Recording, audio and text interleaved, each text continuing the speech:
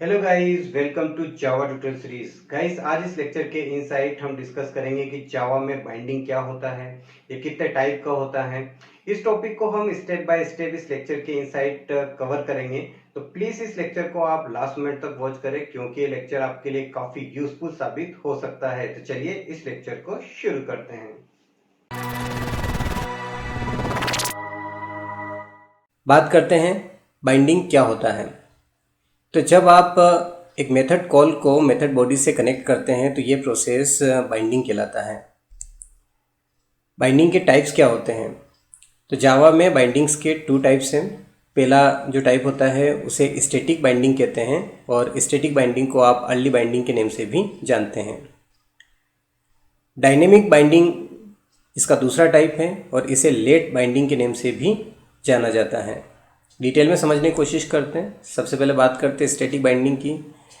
जब compile time पर memory allocation होता है किसी मेथड के लिए,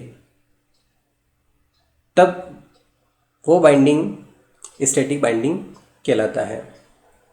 जब कभी आप किसी क्लास के इनसाइड किसी मेथड को प्राइवेट, फाइनल और स्टैटिक बनाते हैं तो वो स्टैटिक बाइंडिंग के इनसाइड आता है।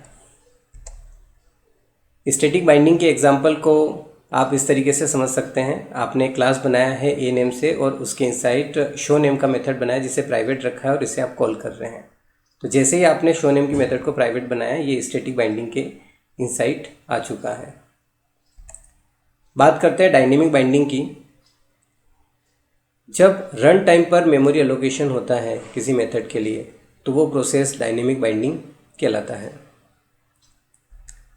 एग्जाम्पल की बात करते हैं। इसका सबसे बेटर एग्जाम्पल जो होता है वो होता है मेथड ओवरराइडिंग का, क्योंकि मेथड ओवरराइडिंग के केस में ओवररिडन मेथड कॉल होता है।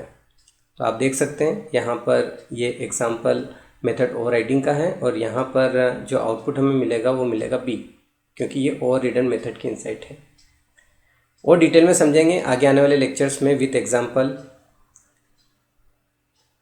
इस लेक्चर के इनसाइड हमने आपको बाइंडिंग के बारे में समझाया है। अगर आपको कोई भी दिक्कत है तो डिस्क्रिप्शन में व्हाट्सएप का लिंक है, आप वहां पर हमसे डिस्कस कर सकते हैं। और अगर आपको ये पीपीटी चाहिए तो नीचे टेलीग्राम चैनल का लिंक है, वहां पर जाकर आप इस पीपीटी को ले सकते हैं बिल्कुल फ्री। मिलते हैं नेक्स्ट लेक्चर में, तब तक के लिए बाय बाय।